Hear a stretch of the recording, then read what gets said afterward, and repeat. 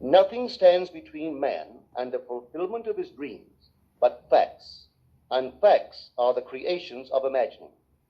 If man changes his imagining, he will change the facts. Man and his past are one continuous structure. This structure contains all of the facts which have been conserved and still operate below the threshold of his surface mind. For him, it is merely history. For him, it seems unalterable, a dead and permanently fixed past. But for itself, it is living. It is part of the living age. We cannot leave behind us the mistakes of our past, for nothing disappears. Everything that has been is still in existence. The past still exists, and it gives and still gives its results. Man must go back in memory, seek for and destroy the causes of evil, however far back they lie. This going into the past and replaying a scene of the past in imagination as it ought to have been played the first time, I call revision. And revision results in repeal. Changing our lives means changing the past. The causes of the present evil are the unrevised scenes of the past. The past and the present form the whole structure of man. It is carrying all of its contents with it. Any alteration of content will result in an alteration in the present and future. Live nobly, so that mind can store a past well worthy of recall. Should you fail to do so, remember, the first act of correction or cure is always revise. If the past is recreated into the present, so will the revised past be recreated into the present.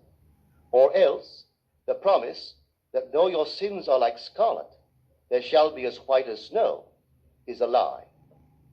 The question may arise as to how, by representing others to ourselves as better than they really were, or mentally rewriting a letter to make it conform to our wish, or by revising the scene of an accident, the interview with the employer, and so on, could change what seems to be the unalterable facts of the past.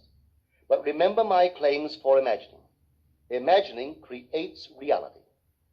What it makes, it can unmake. It is not only conservative, building a life from images supplied by memory. It is also creatively transformative, altering a theme already in being. The parable of the unjust steward gives the answer to this question. We can alter our world by means of a certain illegal practice, by means of a falsification of the facts, that is, by means of a certain intentional alteration of that which we have experienced. And all this is done in one's own imagination. This is a form of falsehood which not only is not condemned, but is actually approved in the gospel teaching. By means of such a falsehood, a man destroys the causes of evil and acquires friends. And on the strength of this revision, proves, judging by the high praise the unjust steward received from his master, that he is deserving of confidence.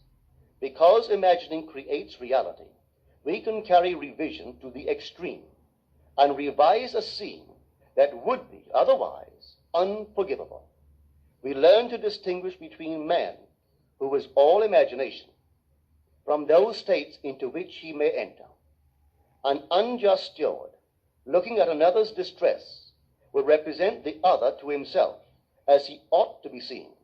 Were he himself in need, he would, like the man on the cover of this record, enter his dream house in his imagination and imagine what he would see and how things would seem and how people would act after these things should be. Then in this state, he would fall asleep, feeling the way he would expect to feel under such circumstances.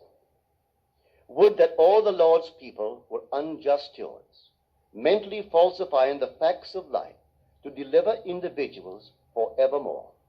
For the imaginal change goes forward until at length the altered pattern is realized on the heights of attainment.